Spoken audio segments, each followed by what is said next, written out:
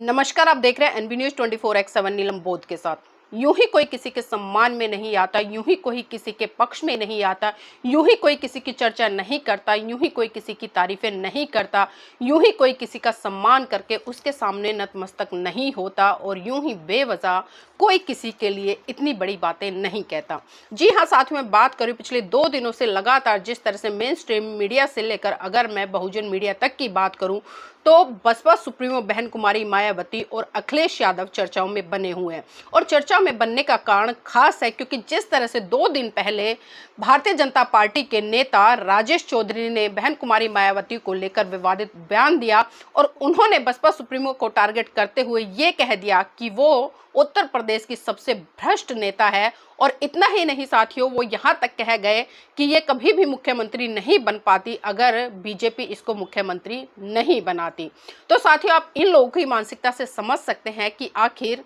इनकी मानसिकता क्या है और समय समय पर ये इस तरह की स्टेटमेंट क्यों देते हैं। अब साथियों, सबसे बड़ा सवाल यहाँ पर यह भी खड़ा होता है, क्या ये राजेश चौधरी जो कि मथुरा मार्ट से बीजेपी का विधायक है और भारतीय जनता पार्टी का प्रवक्ता भी है, क्या ये स्टेटमेंट इसने खुद कही या पार्टी के शीर्ष नेतृत्व के नेताओं के कहने पर कही गई? ये पहली बार नहीं हुआ जब भारतीय जनता पार्टी के इस तरह के नेताओं ने बहन कुमारी मायावती को लेकर स्टेटमेंट की हो और खासकर एक बहुत बड़े वर्ग की भावनाओं को आहत करने का काम किया हो। साथियों, अगर हम बहन कुमारी मायावती का इतिहास जाकर देखें और खासकर राजनीतिक इतिहास या उनका संघर्ष देखें तो आप सभी जानते हैं कि जिस तरह से तमाम विपक्षी पार्टियों ने उनको घेरने का काम किया, उन पर हाई कोर्ट से लेकर सुप्रीम कोर्ट तक तमाम घोटालों को लेकर लोगों ने केस दर्ज किए, लेकिन आप सबको पता है कि हर केस में बहन जी को क्लीन चिट मिल गई। कहीं से भी कोई ऐसा सबूत नहीं मिला कि जो उनको दोषी साबित कर दे। और आज जिस तरह से जो एमएलए राजेश चौधरी हैं, जो बहन जी को कह रहे हैं सबसे भ्रष्ट नेता है उत्तर प्रदेश की, तो मैं आपको बता दूं और आपकी जानकारी के लिए बता दूं, अभी जिस तरह से 2024 के जो चुनाव गए लोकसभा के और जिस तरह से 11 मार्च 2024 को सुप्रीम कोर्ट ने चुनाव आयोग को एक निर्देश दिया था कि जो इलेक्टोरल बॉन्ड है उसकी पूरी की पूरी सूची वो अपनी वेबसाइट पर डाले। और साथ ही पूरे देश में तहलका जब मच गया जब चुनाव आयोग ने 326 पन्नों की पूरी इलेक्टोरल बॉन्ड की सूची अपनी वेबसाइट पर डाली। साथ ही आपकी जानकारी के लिए बता दूं, जो आज लोग बहन कुमारी मायावती को भ्रष्ट बोल रहे हैं और जो बहन कुमारी मायावती को लगातार घेरते नजर आते हैं कि इन्होंने इतने बड़े घोटाले किए, तो वो कान खोलकर सुन ले। जब चुनाव आयोग ने इलेक्टोरल बॉन्ड की सूची अपनी वेबसाइट पर डाली तो सबसे पहले जो नाम पर था चंदा लेने वाली पार्टियों का प्राइवेट एजेंसियों से, तो वो थी भारतीय जनता पार्टी, जिन्होंने कि 60 अरब रुपए चंदा लिया था। और दूसरे नंबर पर बात करूं तो मैं पश्चिम बंगाल की मुख्यमंत्री ममता बनर्जी का नाम आया, जिन्होंने कि 16 अरब रुपए प्राइवेट एजेंसियों से चंदे के तौर पर लिया। और तीसरे नंबर पर इसमें जो पार्टी रही वो है कांग्रेस पार्टी। जी हाँ साथियों, 14 अरब रुपए इन्होंने भी प्राइवेट एजेंसियों से चंदा लिया था। लेकिन आपको जानकर आश्चर्य होगा कि 326 पन्नों की इस रिपोर्ट में 25 जो राजनीतिक दल थे उनको सम्मिलित किया गया था, लेकिन बहुजन समाज पार्टी का इसमें कहीं भी नाम नहीं था। उनका जो पूरा का पूरा रिकॉर्ड निकल कर आया वो था जीरो बैलेंस। तो इसी से आप समझ सकते हैं। और तमाम भारतीय जनता पार्टी के नेता जो आज मुंह फाड़ कर बोल रहे हैं कि सबसे भ्रष्ट जो मुख्यमंत्री है वो है उत्तर प्रदेश की बहन कुमारी मायावती, तो ऐसे लोगों को शर्म आनी चाहिए। और साथ ही मैं बात कर रही थी जिस तरह से अखिलेश बहन जी के पक्ष में उतरे हैं, तो ये भी हमें कहीं ना कहीं सोचना पड़ेगा कि आज अखिलेश यादव किस तरह से बहन जी की पैरवी करते नजर आए। और उन्होंने जो भारतीय जनता पार्टी के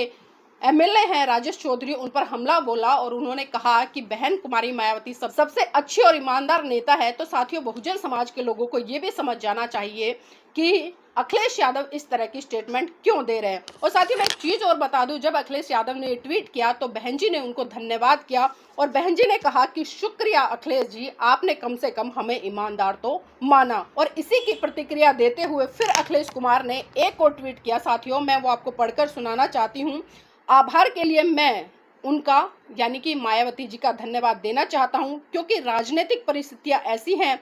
कि कोई आभार भी स्वीकार नहीं करना चाहेगा। कहीं न कहीं इसमें भाजपा की चाल है, वो कहीं भी किसी के साथ किसी को आने नहीं देना चाहती। भाजपा के लोग पीडीए का सम्मान दिल से नहीं करते हैं। हम लोग पीडीए परिवार का सम्मान चाहते हैं, राजनीतिक रूप से भी और समाज में भी। हजारों साल से पीडीए परिवार ने इस तरह का व्यवहार देखा है। तो साथियों, ये प्रतिक्रिया अखिलेश यादव जी ने दी और इसके बाद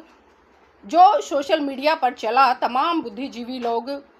अखिलेश यादव के इस स्टेटमेंट को लेकर चर्चा करने लगे। और साथियों, इस स्टेटमेंट को लेकर मैं आपको बता दूं कि अभी पिछले दिनों जिस तरह से आप सबको बताया कि अखिलेश कुमार यादव ने जो पीडीए का मुद्दा या एक तरह से फार्मूला चुनाव में इस्तेमाल किया, और जब जब चुनाव आते हैं वो हमेशा पीडीए की बात करते हैं। अब तमाम लोग सोच रहे होंगे पीडीए क्या है, क्योंकि आज भी बहुत सारे लोग नहीं जानते कि पीडीए क्या है। तो मैं उन तमाम लोगों को बता दूं, जो पीडीए है साथियों, उसकी फुल फॉर्म है पिछड़ा दलित अल्पसंख्यक। मतलब जब जब राजनीतिक गलियारों में रोटियां सेकने की बारी आती है तो तब इन्हें दलित पिछड़ा अल्पसंख्यक याद आ जाता है। मैं बात कर रही हूँ साथियों अखिलेश यादव की। और साथ ही मैं आपकी जानकारी के लिए बता दूं कि अखिलेश यादव जी कितने दलित हितैषी या कितने पीडीए के समर्थक है। अभी जिस तरह से हमने देखा कि पिछले कुछ महीने पहले जब उत्तर प्रदेश विधानसभा में प्रतिपक्ष का नेता चुना गया, तो उसमें अखिलेश यादव जी ने जो पीडीए का फार्मूला लेकर आए थे, दलित पिछड़े अल्पसंख्यकों के विकास की बात करते थे,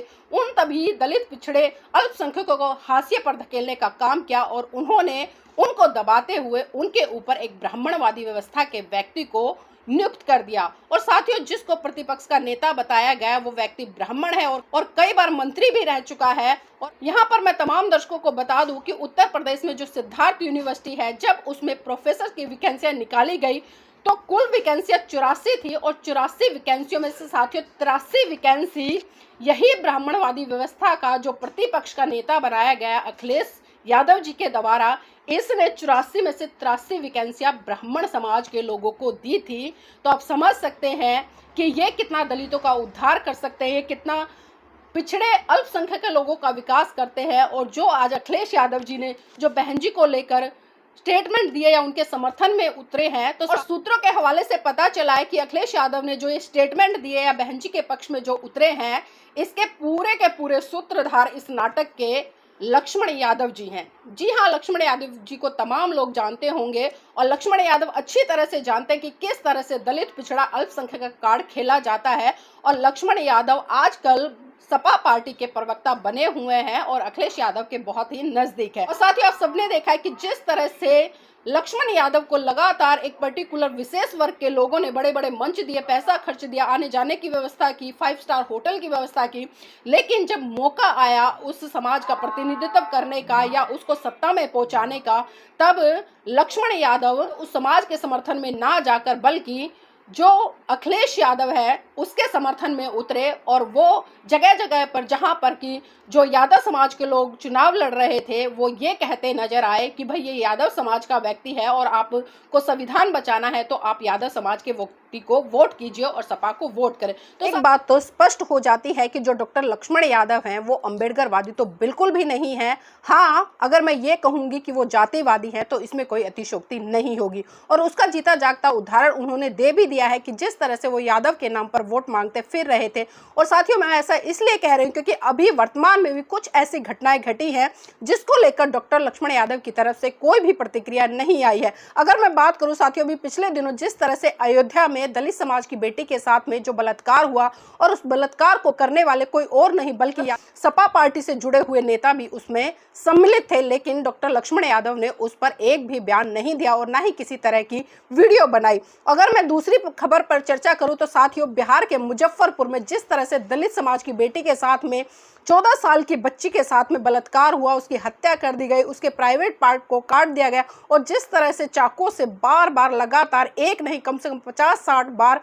वार किया गया, तो उस पर भी डॉक्टर लक्ष्मण यादव ने कोई बयान नहीं दिया, क्योंकि कारण ये था घटना को अंजाम देने वाला कोई और नहीं बल्कि डॉक्टर लक्ष्मण की जाति से आने वाला संजय यादव। और उसके बाद में अभी उत्तर प्रदेश में जिस तरह से आगरा में जो प्रकरण हुआ, दलित समाज की बेटी के साथ में बलात्कार किया गया, उसको जिंदा दफनाने का प्रयास किया गया, लेकिन इस खबर पर भी डॉक्टर लक्ष्मण यादव ने अपशब्द भी नहीं बोला। उसके बाद में हमने देखा कि दलित समाज की 2 बेटियों के साथ में बुलंदशहर में जो घटना हुई वो भी साथियों किसी से छुपी नहीं है। और फिर उसके बाद में फिरोजाबाद में दलित समाज की बेटी के साथ में बलात्कार हुआ, उस पर भी डॉक्टर लक्ष्मण यादव एक शब्द तक बोलते नजर नहीं आए। साथियों, इसी चीज से समझ सकते हैं कि कहीं ना कहीं इस बहुजन समाज में ऐसे ऐसे लोग हैं जो समय समय पर समाज को बरगलाने का काम करते हैं, कि भावनाओं से खेलने का काम करते हैं, लेकिन ये समाज के लोगों की भी नैतिक ड्यूटी बनती है कि समय रहते हुए ऐसे लोगों को समझे और ऐसे लोगों का खुले तौर पर बहिष्कार करें। साथियों, मैं आपको बता दूं कि इसी कड़ी में कल चंद्रशेखर आजाद जी कानपुर पहुंचे थे, तो जब पत्रकारों ने चंद्रशेखर से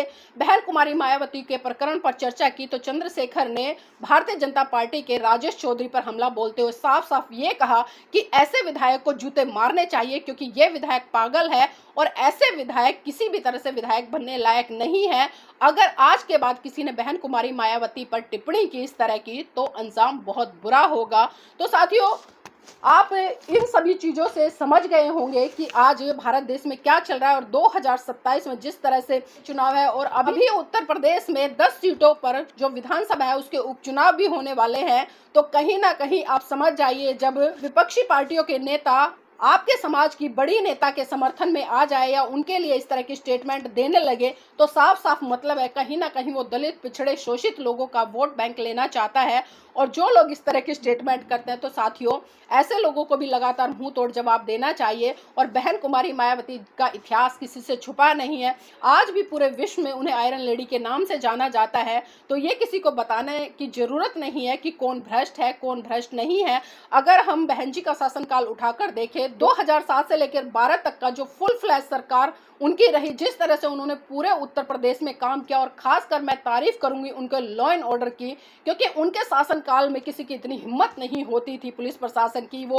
किसी पर अत्याचार शोषण कर सके। लेकिन हम देख रहे हैं कि जब से उत्तर प्रदेश में चाहे अखिलेश कुमार यादव की सरकार रही हो या योगी आदित्यनाथ की वर्तमान में सरकार है, आए दिन जिस तरह से बहन बेटियों के साथ में अत्याचार शोषण हो रहा है, तरह से पत्रकारों का दिन दहाड़े एनकाउंटर कर दिया जाता है, ये किसी से छुपा नहीं है। तो साथियों, मैं चाहूंगी कि आप इस वीडियो को लाइक करें, शेयर करें और कमेंट करके बताएं कि आपको ये वीडियो कैसा लगा। और अब तक जिस भी साथी ने हमारे एनबी न्यूज चैनल और तमाम चैनलों को सब्सक्राइब नहीं किया है, तो वो इस चैनल को और तमाम चैनलों को सब्सक्राइब कर लें।